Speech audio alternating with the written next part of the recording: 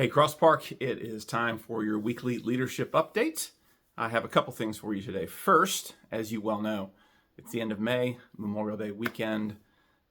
Every year, I'm reminded that May is even crazier than the holiday season in December, and we're almost there, everybody. So, this is also the last week of Cross Park's spring schedule, which means one more week of Sunday school at 9:30 and then service at 10:30. It also happens to mean, in this case, we are finishing the book of John. So we've been in John since the fall. And, obviously all the Bible is great. I have personally greatly, deeply enjoyed reading and preaching through John. I hope it has been really, really encouraging for you as well. And I believe that this story that we're finishing with this week is, I think, one of the great stories in the Gospels for our hearts.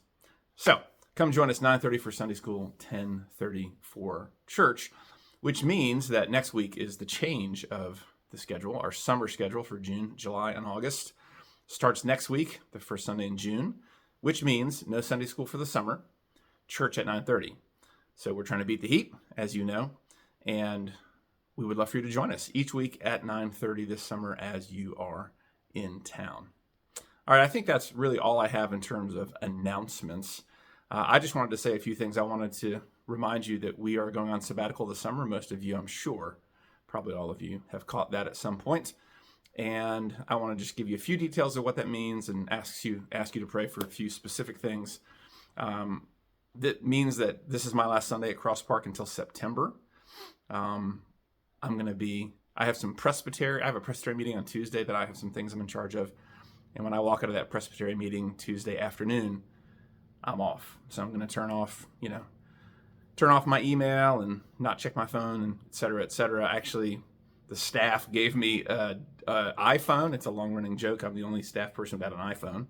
They gave me an iPhone for my birthday as an old iPhone that somebody had left over. And I actually think I'm going to use that this summer as my phone so that I'm not tempted to look at my messages and so forth. So my email will say, I'll never receive your email. Please resend it in September if I need to see it.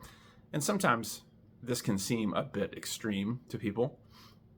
But I was talking with a good friend yesterday who's a pastor at another church, and he's going on sabbatical this summer as well. And I know it can feel like, whatever, we're cynical or maybe we don't care about what's happening at church while we're gone. In fact, for me at least, I think it's the opposite, is that I'm so invested and so engaged so often. I feel the weight of life at Cross Park, and I love caring for you and praying for you, such that for me to be able to have a true rest for the summer, I just have to totally disconnect. The session we're talking about, obviously if someone dies or something very dramatic happens, they will let me know and so forth. But most normal church work actually doesn't have anything to do with me. It doesn't depend on the pastor, which may sound funny, but it's actually really important. And it's one of the things that we as a church and me as the pastor were deeply reminded about on my first sabbatical. We don't need Jeff, not at all. Not that anyone actually thinks we do, but we really don't. We need Jesus. Jesus calls people to be pastors and to serve in all sorts of roles in the church. So God uses people, of course, 100%. But the work of the church is not dependent on any one person, including the senior pastor. So thank you for your grace in letting me be off. And I won't check my email and my regular phone messages. So I just wanted to give you a couple things. We're going to be here through the end of school for our kids, June 7th. I'm going to be writing on my doctoral project and hopefully exercising a lot in the meantime, maybe sleeping a little extra more than usual. And then we go to the beach with family. And then from mid-June to early August, we'll be in Boone. And that's where we're going to spend the bulk of our time together. Quiet time, hiking time, reading time, family time to renew, refresh, reset, all those things. And then in August, we'll have a few short trips before school starts back and before sabbatical is over. So I'd love for you to pray for a few things for us. I mean, for me, like many of you, I still think to some extent we're all coming out of the COVID realities, just how the major disruption of life. At Cross Park, of course, we've been outside, and things are very different now than they were when I came back from my last sabbatical in 2018.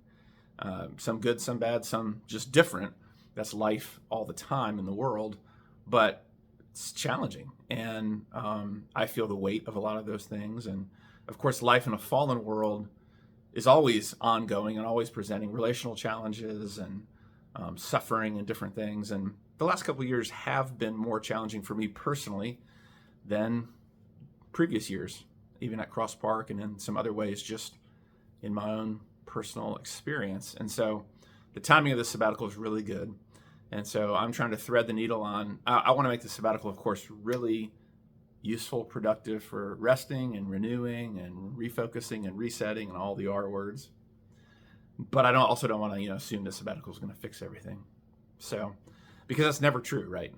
No matter what you do, you're always a work in progress in your heart. But you can pray that the Lord will just give us freedom and grace to rest and renew, but also to do the stuff that is refocusing and re-energizing spiritually. I'll do some writing this summer, but more than anything, that sort of renewal and rest and re-energizing, I think, is what I need. So pray for those things for me and pray for the family. The last time we were on sabbatical, everyone was much younger. So it's going to be a very different dynamic this summer. I think the girls will probably be in and out of Boone a little bit more. I mean, last time, right, we were all there. This time, 2 of our 3 girls can drive and people have some jobs. And it's just going to be a different dynamic. So just pray that for really sweet family time, hiking, sweet family time in the Word, sweet family time cooking and hanging out. I'm looking forward to doing the cooking this summer. I love cooking, as you know, and looking forward to doing that with the girls all summer. So you can pray for that particularly. And I'd love to pray for the church, right? So Satan would love to distract and frustrate people. He'd love to get our hearts, why, something goes on, Jeff's gone, or pray that Cross Park will be healthy. We have great leaders of all kinds, again, beyond me, all sorts of great leaders, elders, deacons, women's care teams, staff, all sorts of leaders in all sorts of positions doing the work of the church. So just pray that Cross Park will be healthy this summer and that the work of the church, of course, will continue in healthy ways with great perspective, regardless of my presence here. And that is super healthy for everyone. So I just wanted to thank you. Even as I talk to other pastors and friends of mine, right, who are good at other churches around the state and around the country, I love Cross Park. It's so often I'm able to easily speak about how much I love Cross Park, the people of Cross Park. We have great leaders at Cross Park. And this is a tremendous gift to be able to go on sabbatical. It's wonderful. It's amazing. I do not take it for granted. So thank you so much for allowing us to be out for 3 months plus a few days this summer. Thank you so much for praying for us.